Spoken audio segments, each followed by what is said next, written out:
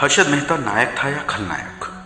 राधा कृष्ण दमानी के मेरे वीडियो के बाद से ये बहस शुरू हुई कि लोग दमानी को बेयर गैंग का मानकर उन्हें गलत बता रहे हैं और हर्षद मेहता को हीरो बता रहे हैं। लेकिन क्या एक वेब सीरीज की कहानी या एक फिल्म की कहानी से किसी को हीरो मान लिया जाए? मेरे ख्याल से तो कहानी के दोनों पहलू समझने जरूरी है और इस कहानी का सिर्फ एक पहलू है कि हर्षद ने आगे पहुंचने के लिए शॉर्टकट लिया। ये शॉर्टकट चाहे बैंक्स का लूप होल ही क्यों ना हो, गलत है। आप बताइए कि बैंक में फेक यानी नकली बैंक रिसिप्ट लगाकर पैसे निकालना सही है?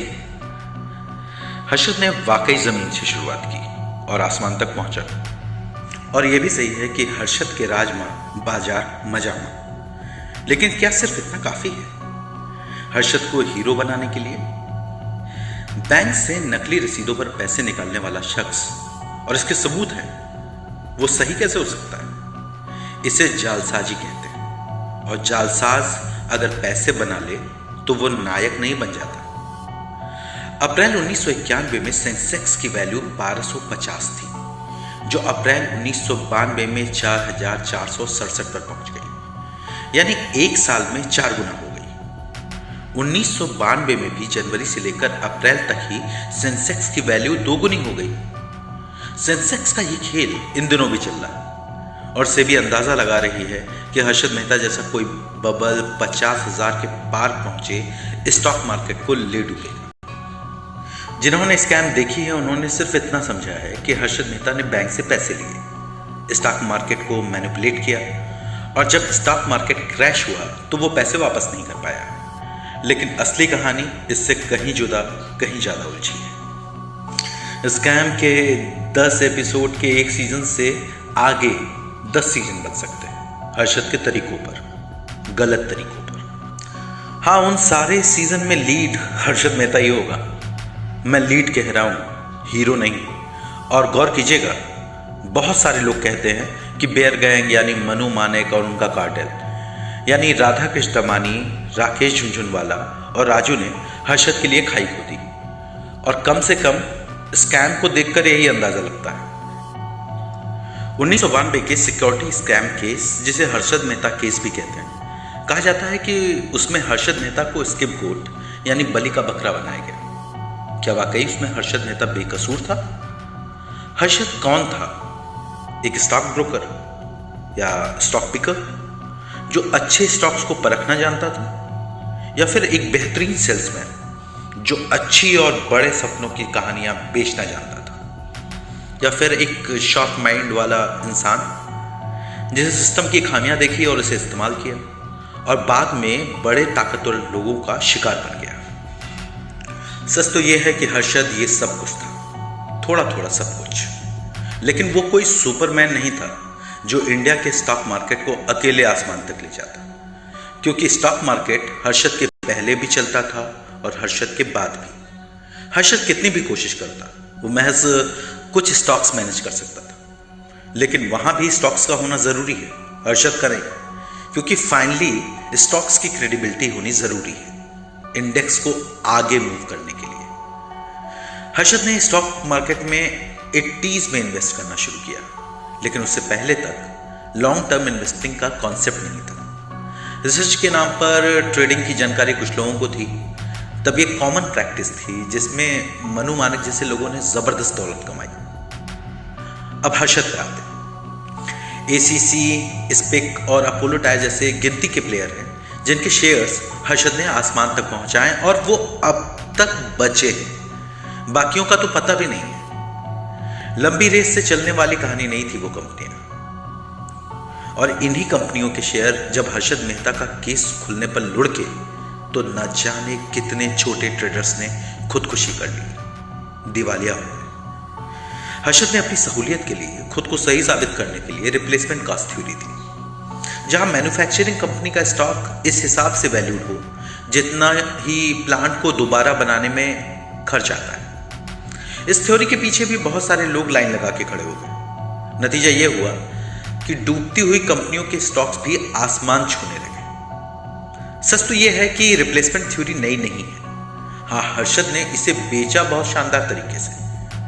लेकिन इसका नतीजा यह हुआ कि लुढ़कती हुई कंपनियों ने खूब पैसा बनाया और जब मायाजाल टूटा, हजारों इन्वेस्टर्स सड़क पर आ गए। जिस भी स्टॉक्स को हर्षद मेहता छूता वो आगे बढ़ते।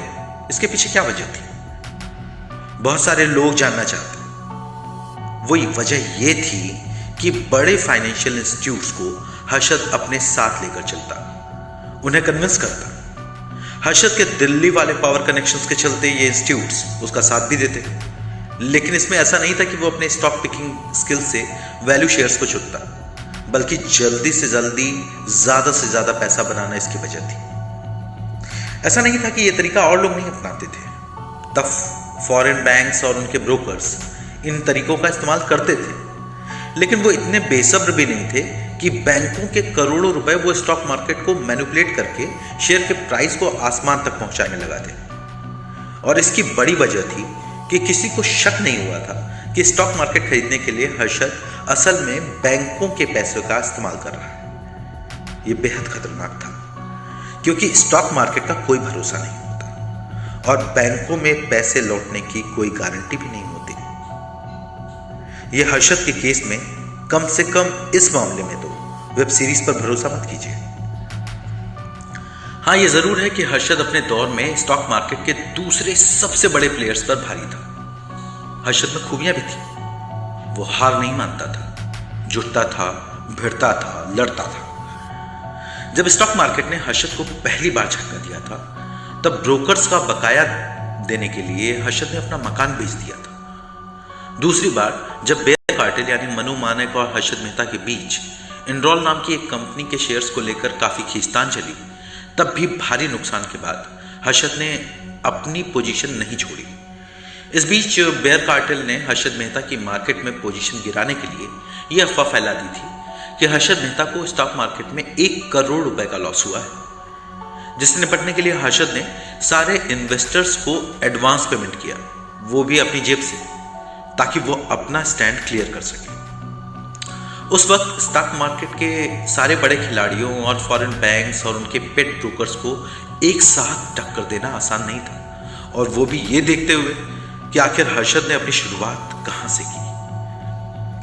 हर्षद के जिगर का लोहा इस बात से माना जाएगा कि जब हिंदुस्तान की सारी एजेंसियां और सारे पावरफुल लोग उसको सलाखों के पीछे रखना चाहते थे, फिर इतना वक्त जेल में बिताने के बाद भी किसी की भी हिम्मत टूट जाती। कोई और होता तो वो हारता या कम से कम तो लो प्रोफाइल रहता। लेकिन हर्षद ने राम जेठमलानी के साथ मिलकर उस वक्त के प्रधानमंत्री नरसिम्हा राव पर सीधी उंगली रख दी कि उन्होंने हर्षद से 1 करोड़ रुपए लिए।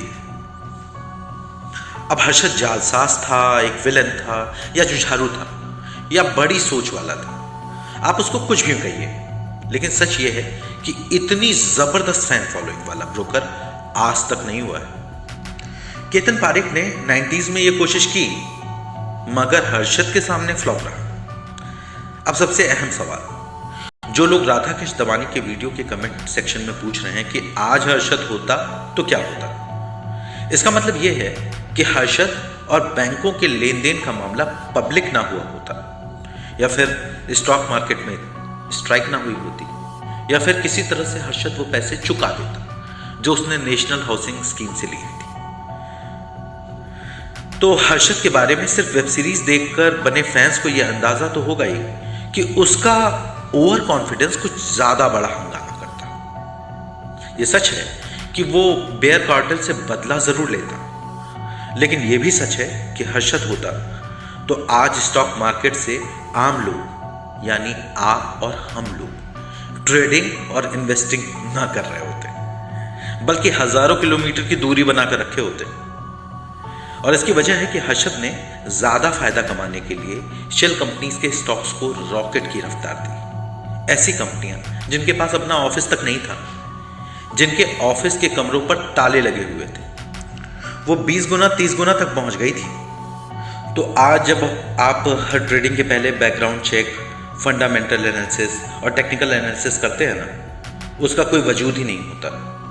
आपको उन शेयर्स पर दांव लगाना होता जिन पर हर्षद ने उंगली रखी, यानी एक ऐसा जुआ जिसमें आप जीते भी तो आपको क्या मिलता, बंगले की कीमत में झोपड़ी।